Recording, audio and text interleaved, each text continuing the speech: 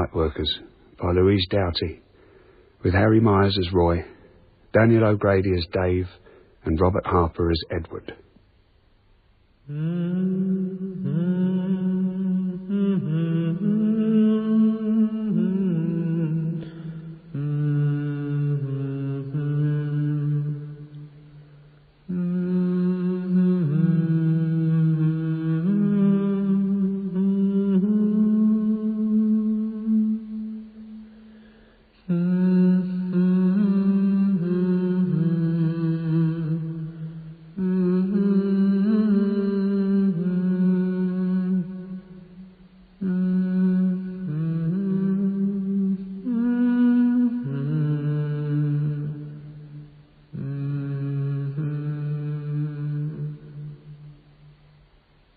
My mother always thought I was afraid of the dark.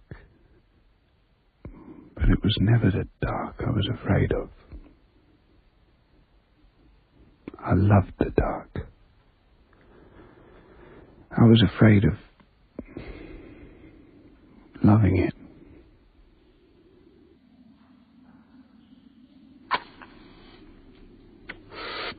So, the power's turned off, right? And they've got lanterns like us, except they hang them up to do the work. And there's about 6 of them. It's messy, the mortar crumbles and gets everywhere. Just like when you're taking plaster off the walls at home. So they have to put tarpaulin across the mouth of the tunnel to stop all the dust going all over the platform. Otherwise the cleaning manager goes ballistic. I think I've gone out, mate. Oh, yeah, mate.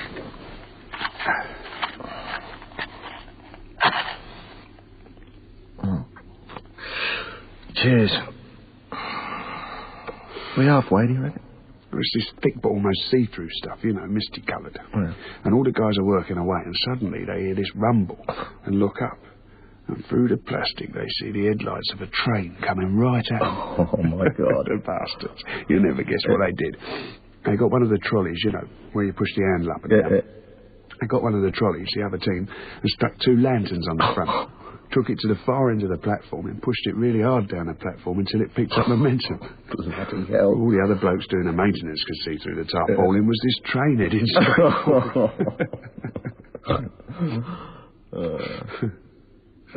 Hey, shouldn't we be getting along? The thing that tickles me is... they must have known, logically. They must have known that the power was off, so there couldn't possibly be a train. I suppose you don't use the logical bit of your head when something like that happens. You just dive for it. Hang on. Not sure I'd have seen the funny side. I just want to check something. I mean, that's the bit that freaks me out.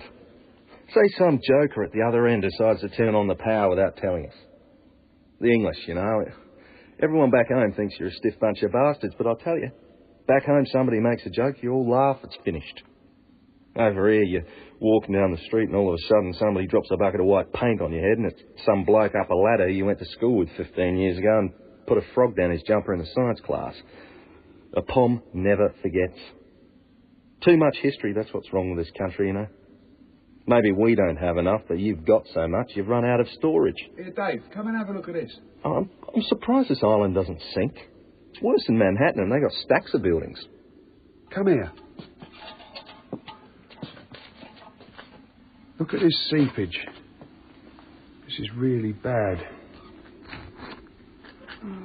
They haven't grouted round here for months. Unless the water's really bad round here. How can you tell? Well, look here. The fingers of water. You can tell it's bad when it's spreading. This is like a huge hand. I don't think it should be like this. What do you think? I think we should keep going. Come on. I think we should report it. Do you ever think about it? What? The earth, the water, the weight. If I thought about it, I'd never come down. You can't think about it, you go bananas. All those people who get in the tube every day, do you think they think about it? All that earth on top of them when they're stuck in the tunnel, when the train stops and all the lights go off. And you know everyone in the carriage is thinking the same thing. My mother always thought I was afraid of the dark. Come on. I used to sleepwalk, you know, when I was little. Here we go. Stopped for a while when I got to about 13. Then it started up again around 16 or 17. Not so frequent then. It was more than sleepwalking by then. Roy, Would you mind? Can we carry on? I'd like to get to the other end.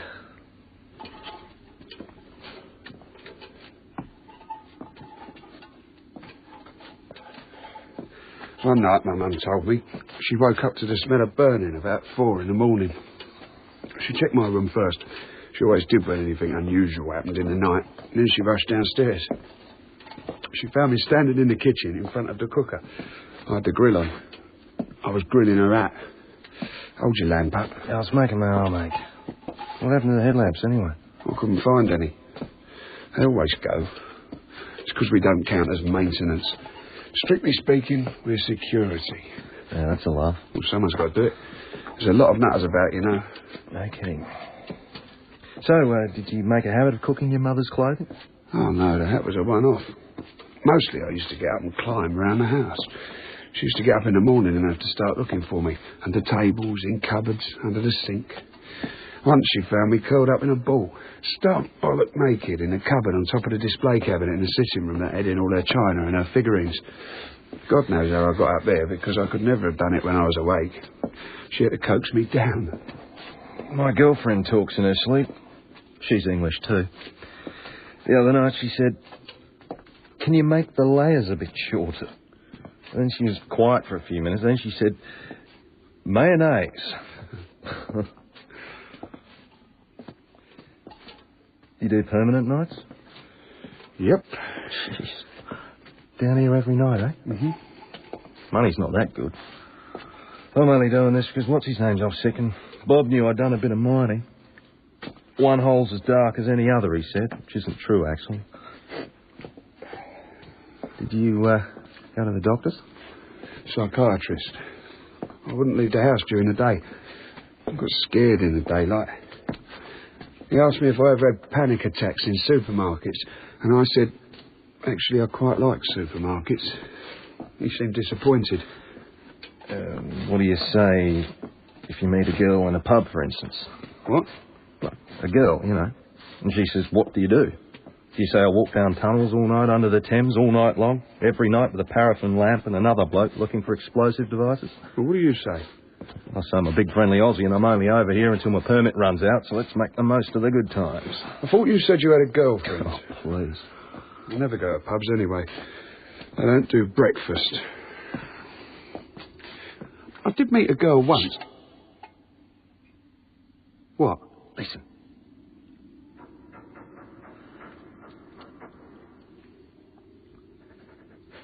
Did you hear that? What?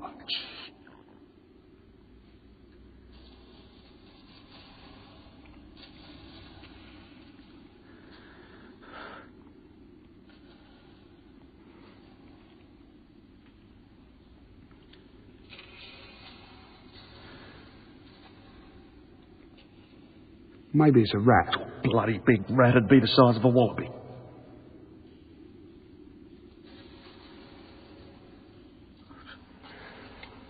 Cover your lamp.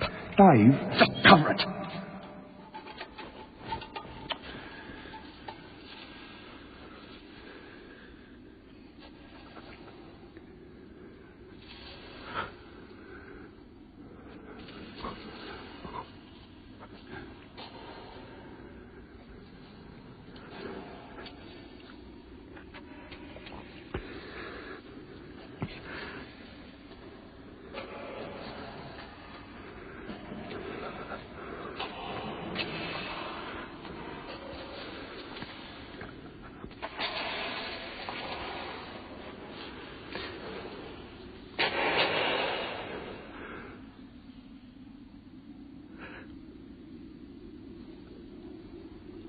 I reckon they're no more than 20 feet ahead of us. They're not carrying a light. Oh, they've only just realised we're here.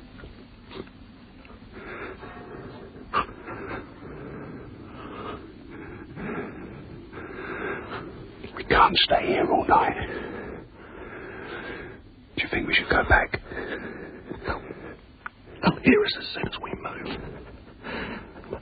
I mean, if they're going to shoot us or something, they'll do it anyway. Uncover your lamp. Lift it up. Same time as me. Now. Hey! Yeah, you there! Yeah! Is there someone there? Lift your lamp up. Hey!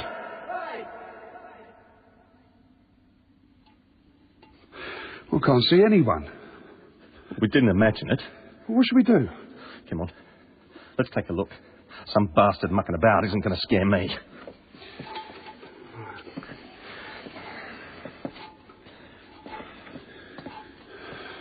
There's no one here. No one. Do you want to go back? I don't understand. I mean, we'd have heard them if they ran. Do you want to go back? We're nearer this end than that. Come on. Let's get bloody well out of here and report it. I ain't doing this bloody job again. Way too weird for me. Hey, tell me about that girl you met, yeah? I can't remember. It's gone. Well, tell me about the psychiatrist.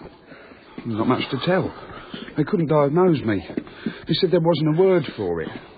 Said there's words for when you hate something, like claustrophobia, but there's no word for liking it. For liking closed-up things and dark spaces. One of them suggested progressive derealisation. My mum went bananas. There's nothing progressive about it, she said to him. It's a pain in the arse. How's he ever going to get a proper job? Roy, take a look at this. That's bad. Even for down here, that's bad. It must be, what, 2, 3 inches? It's over the soles of my boots. Roy, this isn't right. It's the grouting, I told you. They haven't pressure grouted the fingers of water we saw back there. You don't get this much leakage from grouting. But look at it, it's a great long puddle.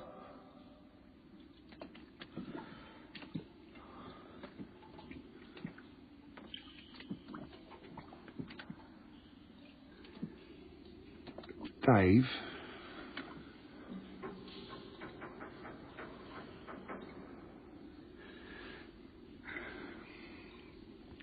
Dave, I don't know quite how to put this.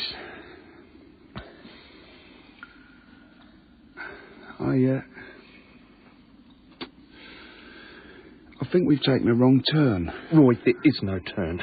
We're in a tunnel. It's just... I'm sorry, but I know these tunnels really well. And... well, I don't know this one. These walls, these supports. It's dark, okay? It's always been dark. Now, listen to me. I'm telling you. I've been up and down this line umpteen times. I've never been here. And they've got a wood face here for a start. It's brand new. Oh, stop it. I'm telling you, look, I know what I'm talking about. I'm a maintenance... Stop it!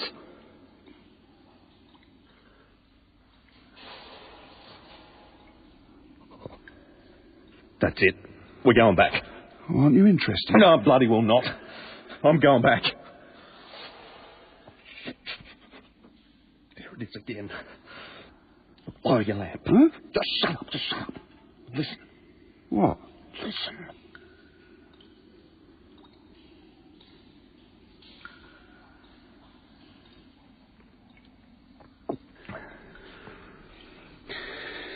There's nothing. Look, Dave,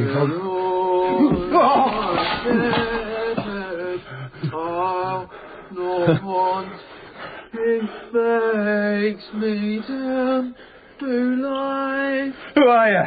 In pastures green, he leadeth. Who are you? Dave. I've heard about this. People get pissed and they miss the last tube and they just decide to walk along the tunnel. They walk home all the way. He doesn't look drunk to me. Will I fear no Who are you? Hey? Are you lost? Please, I never meant to move away. I did my best. I am of flesh, not of stone. You must see that. I'm not sinful. I am weak. Ever since you took my good mother, I've done my best. Truly, I've tried to reform. What the hell's he on about? Are you my guide? What are we going to do with him? He's off his chump. You ever seen a set of whiskers like that? Forgive me. Forgive me. I must seem so small and trembling. I'm ashamed. Ashamed of my fear. We'll have to get him out of here. What's your name? Edward Parsons, sir. How old are you, Edward? 24. Thank you, Edward. Can I ask you to go and stand over by that wall while I talk to my friend? Here, you can hold this lamp. We've broken the other one. You gave us a bit of a fright. Yes, sir. What's with the questions? He's frightened, can't you see? So what? I'm not exactly chipper. Babe, I don't know how to put this. I don't know where you stand on these things. Who do you think he is? Well, I don't know, but he's got a roo loose in the top paddock. Look at his clothes. When was the last time you saw anyone dressed like that? And the way he speaks. The thing is, he seems solid. I touched him. He was warm. No. No way, mate. I'm not having that. Listen That's to a me. load of absolute... Listen! We don't have any choice. That's what I'm always having to explain to people, and they never understand. Grow up, Roy. Pull yourself together, Roy. Mm-hmm. But things happen to you that you can't control. Mm. All you can do is try and be brave and work out what's going on. And now it's happened to us down here. No. No way. You may be, not me. You may be crazy, but I'm not. Come on. Edward, what are you doing? I was praying, sir. Your lantern. We've got a couple more questions. Thanks. Why were you praying? To save my soul, sir. Oh, you don't need to call me sir. And for my wife, Anne. For my children, Harriet and William. And for the Queen and for the Empire. I thought as much. What? Edward, when were you born? Oh, you still haven't convinced me, you slimy little weirdo. You're as bad as he is. I tell you. Edward! Your date of birth? 28th of September. Yes. The year of our Lord, 1866. No. No! No way! He's some pissed off little bastard who's got lost in a tunnel, that's all it is. Now leave him, please. No, he's real! He's as real as we are. Feel him, he weighs a ton. He's real. I know he is. I never said he wasn't. You think he's a ghost and he's bloody well not. He's a fella, solid as anything. He isn't a ghost. I never said he was. Here, take the lantern. Hold it up. Look, Dave. Just look. I told you.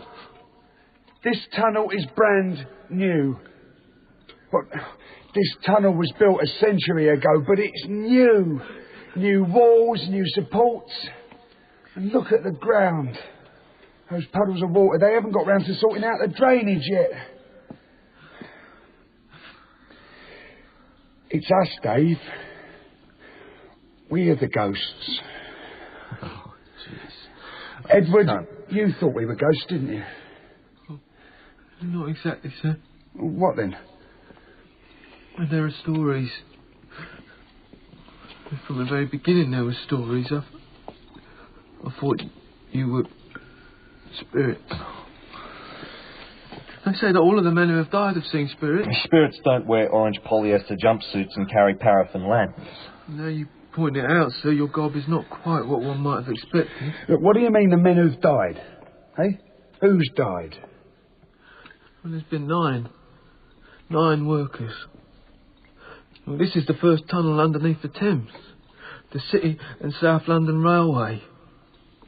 The cost has been much greater than they thought. £9.5 million, in fact. The Times newspaper has called it the Great Bore. The construction's taken 14 years. How have they died? Differently, sir. There have been 9 in all. The first few deaths were when machinery fell. And then there was a flood and drowning. Men are frightened. All this weight above us. The water of the Thames. They say the tunnel never hold. They say that just before the accidents, men see the spirits walking down the tunnel. 2 men holding lanterns. They say they are the spirits deep in the earth, come to look for souls. And they say...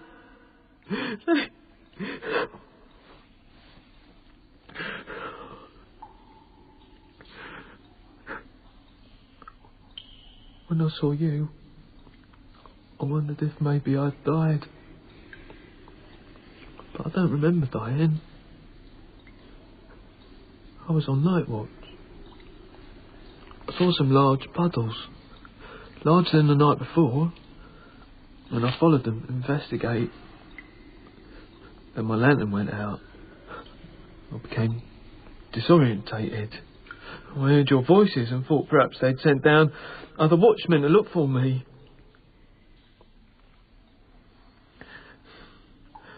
Then I saw your lights.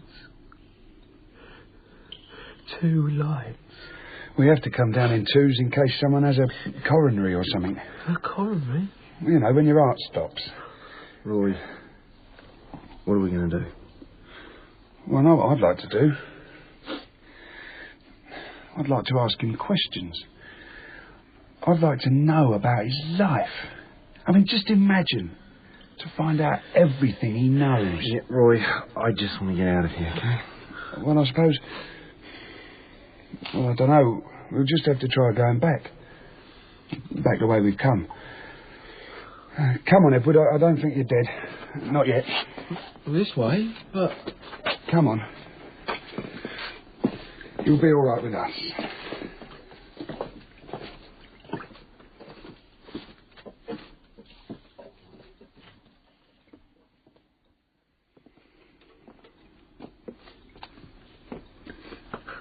I cannot believe it. Truly. It is hard for me to imagine. A loaf of bread is, well, depending on whether it's small or large, 80, 90 pence. Depends on whether you go to a supermarket or the corner shop. All the corners in London have shops these days. And they didn't for a bit, now they do again. And what are... Oh, supermarkets. Supermarkets are huge warehouses with lights so bright they hurt the inside of your head. You can get anything you want there, but as you're leaving, you have to hand over your sanity. If you've got a car, a sort of carriage, you have to park it in one of the rows outside. And just as you're opening the door, somebody who wants your money comes and bashes you over the head with a baseball bat. Baseball is like cricket, but they just go round and round until they can't stand it anymore. You are most well informed about earthly matters. Part of the job description, buddy. Soon, there won't be any supermarkets anymore. Now we have computers, like televisions. Oh, you don't even have radios, do you? No, sorry. I'm sorry. No, my fault. If a lion could speak, we would not understand what it would say. What? It was something I read somewhere. How can I put it? There'll be no supermarkets because of the boxes that everybody has in their sitting room. If you want tins of beans or bread or a new saucepan, soon you'll just tinker with the box a bit and a man will bring everything to the front door. So you won't get your head bashed in? That will be an improvement, surely. Well, yeah, but there's a catch. You have to tell the box your secret number. And other people can then look in their boxes and see your secret number. All the boxes will be connected up, you see, by great long wires that go from house to house. Once somebody's got your number, they can do all sorts of things to you without you knowing it. They can order pizzas and make you pay for them, or tell the government to start a nuclear war. A nuclear war is the worst sort of war you can have, with huge bombs that kill most people and leave a sickness behind to kill anyone that's left over. For ages, we all thought there was going to be one any minute. At the moment, there are other things that everyone is more worried about. But the huge bombs are still there. They keep them in holes in the ground, just in case they decide they want to have that sort of war after all. I'm greatly saddened to hear there are still wars. One would have thought they would be amongst the first things to have been eradicated. Dream on, brother. We've had 2 big ones which were awful. Everybody got killed.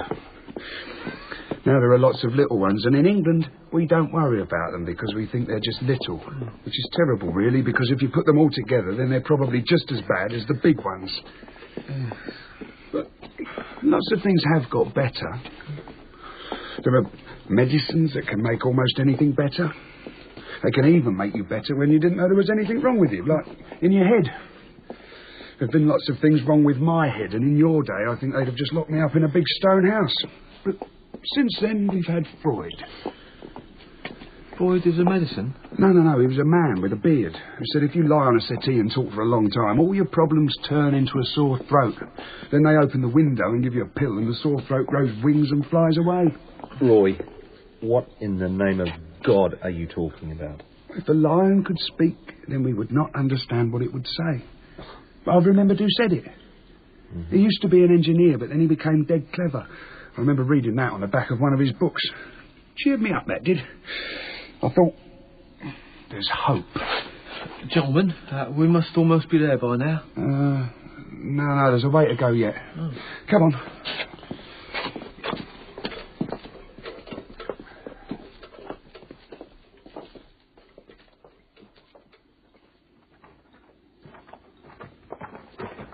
Harriet is 7 years old. William is still a baby. I have hopes for him. Do you have families? No, me either. You're both bachelors? Well, I live with my mother. I see, a widow. Not exactly. My father left home when I was small. My mum brought up me and my brother. You never mentioned you had a brother? We don't get on. I must say, it is most unusual for two gentlemen such as yourselves to be unmarried. Nowadays, it's quite normal. People write books about how normal it is. But surely a man is hardly a man until he is wed. It is a sign that you have moved from boyhood. That and having a trade. Although I must say, there are many ways in which I did not feel truly a man until my son was born. Oh, my son. Do you know the first thing I noticed about him? He has my ears. Men in my family all have rather large ears. I wept with joy when I saw that. I'm not ashamed to say so. I wept with joy. What's the matter, Edward? There are some emotions for which words cannot suffice. Love, wonder. I feel like your engineer's lion sometimes. I speak, but it is as if I cannot comprehend what I am saying. I felt like that when I first came down here, on the very first day of my new job. I'd been unemployed for some time. I was so grateful to have gainful employment again that I had scarcely contemplated the nature of my duties. Very first night I was left alone. And only then did I begin to think. It's an astounding thing, this tunnel. Do you not think? That first night I had to stop, just like this, and gaze upwards in disbelief. What a time to be alive. Things man can achieve. This tiny space of air supporting buildings. Palaces, royalty, my family, roads, trams, banks, factories, chimneys. The whole of the slowly turning, sleeping world. And men have performed this. Ordinary men. Oh, now you see, this is why I said earlier. Oh, heavens. Oh, God, I didn't expect... I thought you knew. I assumed that... We've reached the end of the tunnel, gentlemen. It is not yet finished. No way. There is nothing this way but earth. No, this isn't happening. It can't. I didn't know why you wanted to come this way. I thought... We didn't know, Edward. We thought we could go back. Oh, what are we going to do? I don't know. I really don't know. We'll have to go back the other way. I don't know whether we can. He can. We can't. Why not? Edward, what's back that way? Back down the tunnel? Back there? London, of course. The city. Blackfriars, King William Street. Where do you live? Not far from Brick Lane. How'd you get home? I walk. Or get the tram. See, Dave? That's what's out there. London. Victorian London. Edward, you should go. There's no reason for you to stay with us. You can't help. I can just go back. I'm not dead. No, you're not dead. I'm a wife. I love my wife so much. She's young. She was so ill after giving birth to our son. When I thought I died, I thought of how she would manage alone. I thought of how my son would grow up, never being able to feel my arms or know what my voice sounded like. I'll be lost to him forever. Go now. Well, goodbye then. Whatever you are, you have been kind.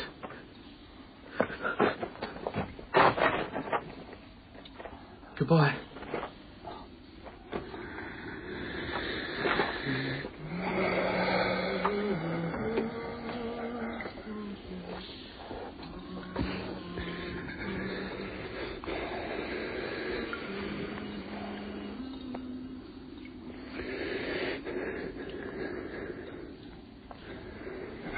Sit down.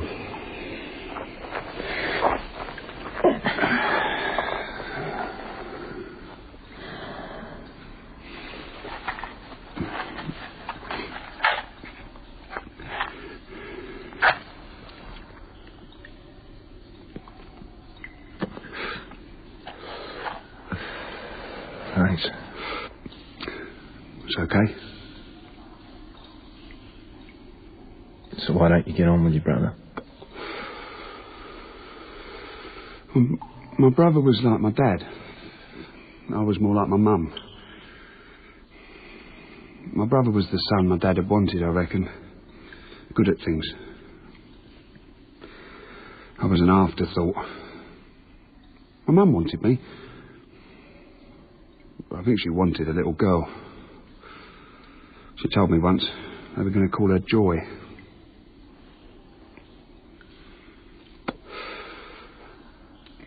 It wasn't that he hit me or beat me up. No, my brother was too clever for that. He would have caught hell off our mum. He just let me know that he could do it any time he wanted.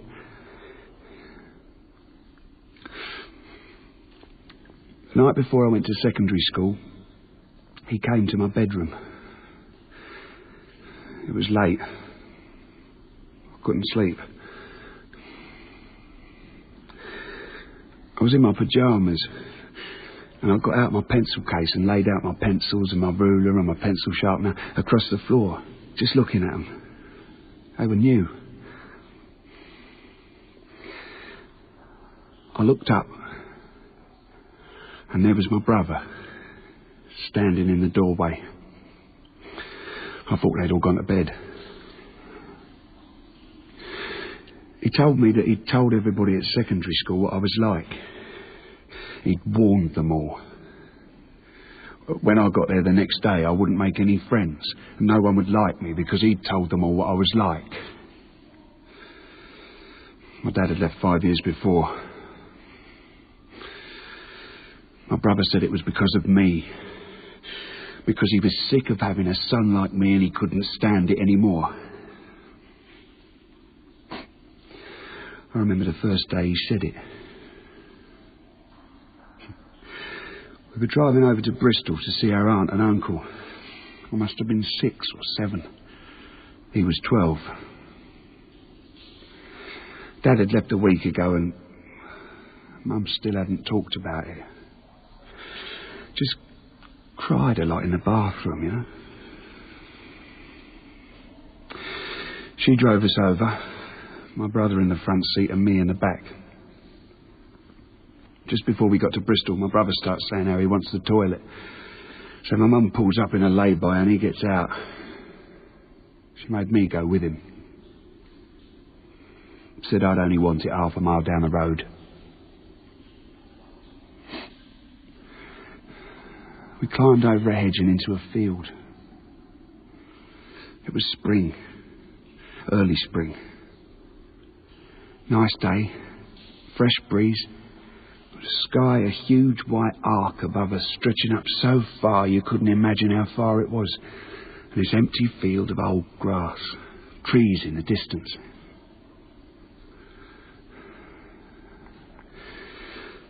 As my brother was doing up his trousers, he turned to me and said, "It's your fault Dad left, you know."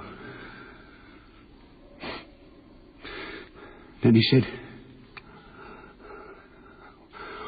"One day I'm going to kill you."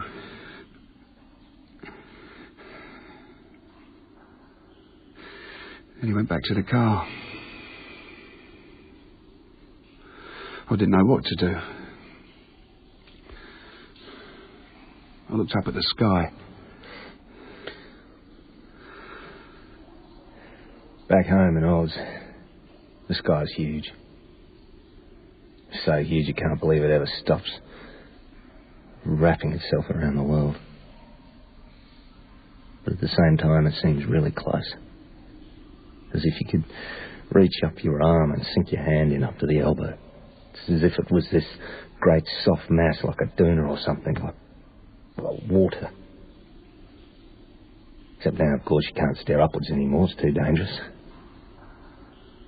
My girlfriend said to me, "That's the difference between there and here. At home, there's all sorts of things that are dangerous. Deadly spiders and snakes and heat and so on, but they're sort of natural too, so you kind of get used to the idea that something natural can kill you. You have respect. Whereas over here, nothing natural's going to get you. It just doesn't happen. And if something's going to get you, it'll be like a car accident or a serial killer or a roof caving in. It's all wrong. And somehow that makes you more frightened, more timid. You don't like the dark.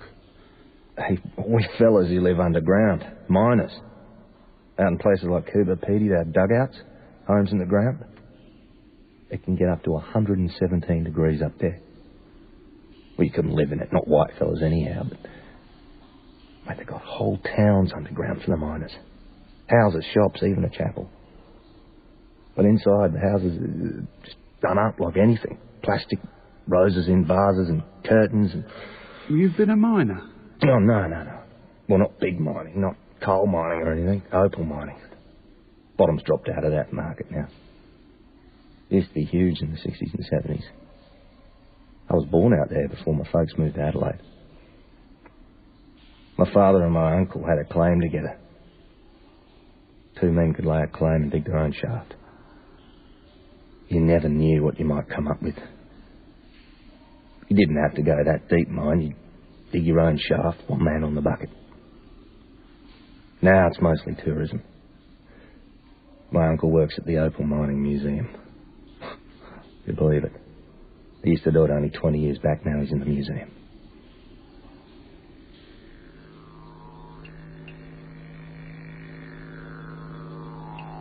We all used to go up there when I was a kid. Do a bit of noodling, they call it. Once the country's been rushed, you get these great heaps of mullock. The trees and the grass, they just vanish. You get these great white heaps which reflect the sun so you can hardly look at them. And you'd all get down on your haunches, the whole family, and you'd noodle for a bit of colour. Mostly just potch is what you'd come up with. Sometimes you'd find a little something from when an old-timer had sunk a shaft and given up his claim. Opal. It's the most beautiful thing in the whole world. It's as beautiful as Australia and with the whole of Australia in it. More besides. Black opal. That's the most valuable set. Well, it isn't black, of course. It's every colour. Atlas colours, like a globe. The bright turquoise of the ocean. The bright green and yellow and pink and misty pink too, but somehow even the cloudy colour seems true as all the rest. The whole of the slowly turning world, like Edward said, all in one stone. A valuable opal, you can turn it in a full circle and see the colours from every angle. That's how you can tell it's the best kind. Fellas, they can't bear to part with those stones sometimes. Even though they could quit mining for good if they sold them, they get so attached. That's when I first knew I wanted to travel. I turned a true opal in my uncle's dugout. Promised me the world. The colours. The light.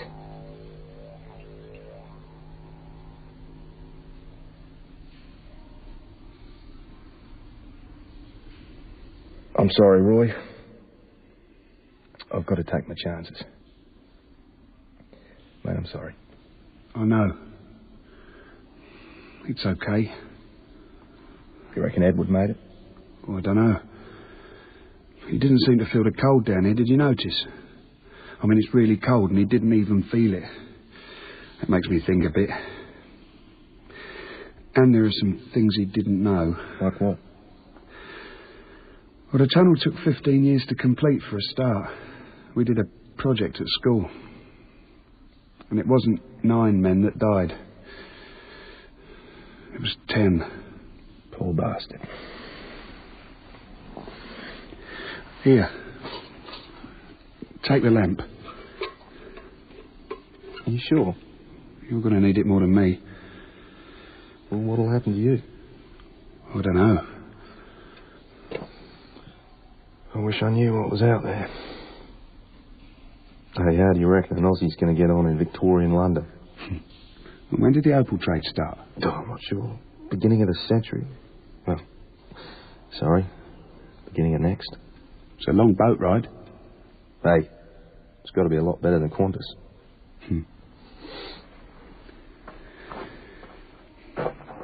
Bye, Dave. Bye, Roy.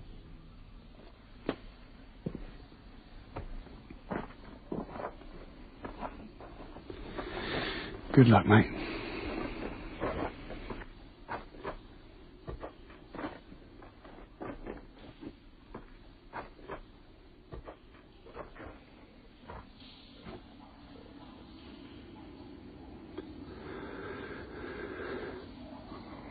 When I got back to the car, my mother said, "Where were you?" Thinking, I said. My brother said, "He's always thinking." It was around then I started sleepwalking. I did it that night at my auntie's house. My mother thought I was afraid of the dark, but it was never the dark I was afraid of. I loved the dark. I was afraid of loving it.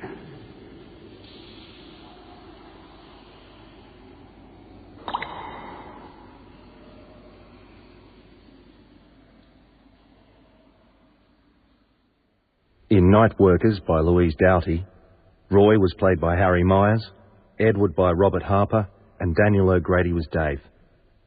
Nightworkers was directed by Gillian Barry.